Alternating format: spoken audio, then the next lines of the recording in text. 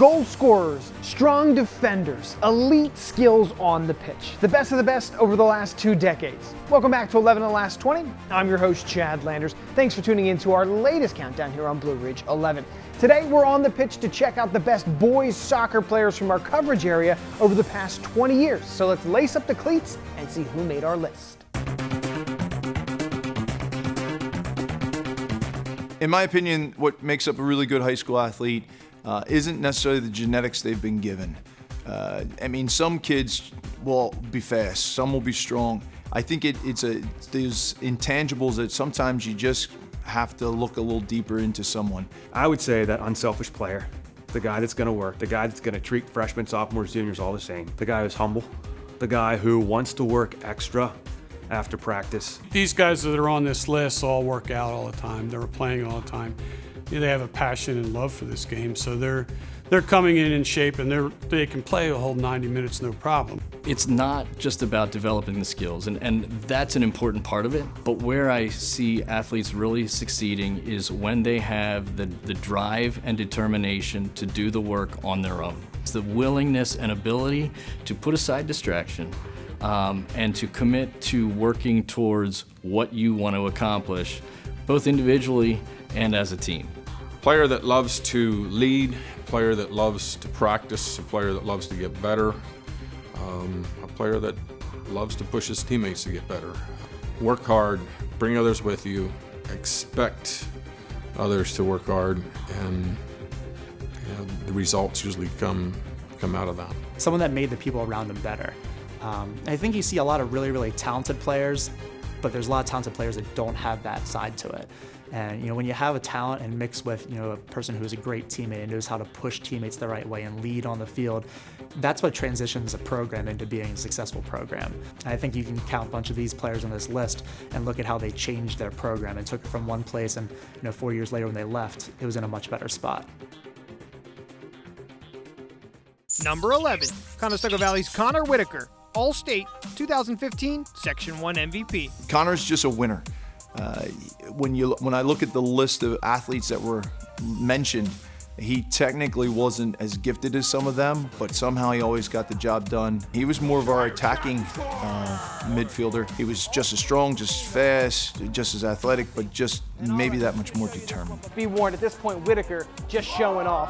Off the head again. It is a header hat trick for that guy. He scored the goal against Great Valley in the semifinals of states to stop them as an undefeated team. Tough game on tap, though, their opponent, Great Valley, who had not lost a game in 2013. And it all leads to this sophomore Connor Whitaker volleys this one in on the frame. A golden goal for the Bucks. CB wins it 2-1 as their unbridled success continues. This is a special group. We've had a number of really good groups over the last couple of years, but this one seems to find a way to find the back of the net at critical times, and tonight's no different. Throughout the whole season, this team, we play with so much heart, and to come back from 1-0 down and just dominate, I think it's awesome. And to finish the game like that, we knew we had it, and we put it away. Number 10, Cacalico's Aaron Weitzel, All-State 2019 Section 3 MVP. He's the kind of guy that Cacalico soccer's been waiting for 30 years. We've had a couple years throughout the history that they touched on some success, but when Aaron arrived, success followed very quickly. Aaron Weitzel's a guy, big, strong, offensive guy who you never want to get in front of him. He just has such vision. I think that shows with his goal scoring ability, but also his assists. He has a way to find teammates. He also has the ability to just draw the attention of the other team and open up space and opportunities for others. And that's really important when you have a guy like that on the field, to create space for others and opportunities for others. Aaron and I have a kind of relationship. Aaron kind of hunts for me a lot, and he comes up and we start talking, and congenial, always asking questions, very friendly.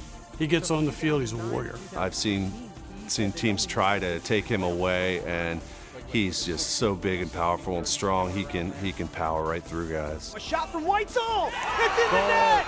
Just like that! Since his freshman year, he's led us in goals and assists. I'm excited to see what next year looks like for his senior year to hopefully do something similar. But an all-state player, checks an MVP. He's been a first-team All-Star since his freshman year, and he just has the ability to change the game at any point in time. Aaron, his first 3 years have been fabulous for Calico. Hope more for him his senior year. Since his freshman year, he's come in and he's been kind of a man among boys. Just his size and his speed and his strength, and it's just gotten better throughout the years. So, we're real excited to have him back for another year, and super proud to see him represent us on this countdown. Number 9, Manheim Central's Tanner Bernice, 3-year starter, future Millersville Marauder. So, full disclosure, Tanner is my son. So I have those parent goggles as well as the coach goggles. But I'm going to try and look at him through the coach's lens right now. He was a guy that not only had size, but he had instincts, and then most importantly, he had the speed and the foot skills. He's a guy who, as a coach, you love to have on the field, especially in soccer. You get a lot of chances at halftime or before the game and in training to coach the players, but during the game, it's difficult to. It's everyone's spread out and the flow of the game is probably happening, and he's a guy that can be that coach on the field. And always solid, Tanner Bernice back there. And obviously, being coached by his dad, I'm sure a lot of that kind of transitioned into what he was as a player. Tanner, again, was a player that I coached during his freshman and sophomore seasons, and one of the things that struck us about him, obviously, was his size, and his ability to not just be a big player on the field, but to be able to own his space, to be able to control the ball, to be able to distribute, and put a little bit of fear into opposing players. There was many times whenever on the sidelines you're close enough to the opposing coach where you can hear them say comments to their attacking player, and you hear the words "take him on," and I'm like, yeah, take him on. He had the ability to negate, shut down, nullify, neutralize the attacking player or players. He just seemed to be able to distribute. He seemed to understand where his teammates were going to be. Long one, and it's in! From Brett Eyes. I thought he was probably one of the best passers that I've watched in games. Versatile, ball skills, instincts, bull on the ball. Bernice against Eby, kicks and fires and scores! Game over! He was just one of those guys that, man, you think, wow, I'm really glad he's on my team and not somebody else. Number 8, Calico's Wyatt Duncan, All-State, 2012 LL League Co-Player of the Year. Wyatt was a senior the year before I started coaching, and I know up until that point in Calico's career, he was really, his senior year was like kind of the measuring stick of what Calico soccer looked like, and a lot of it was because of him. Wyatt's the typical, like me, son of a coach. So he's dictating everything out in the field for them. He kept their team together. He was the strong force. Just presence of mind to cross over his feet, through ball. Not a bad idea. Not at all. Wyatt Duncan was a center mid. He can really control the center of the field. Coach's kid, so he really had the smarts, the soccer smarts about him, and just was a real catalyst for that Calico team. So if he won the ball, he got it under control, head up, and then moved it around. So yeah, he was a fabulous playmaker for them and controlled what Calico was building for the future. And he was probably the first step in that. A lot of size, a lot of speed, very technical to go with the speed, which makes for a unique player. He played a lot of attacking roles in high school and then transitioned into a center back role when he got on to college. But he had the ability and the skill to play just about anywhere on the field, and that made him obviously very dangerous. The countdown's only getting started. Coming up next, we look back at the best boys soccer players from number 7 through number 4. It's all ahead on 11 of the last 20.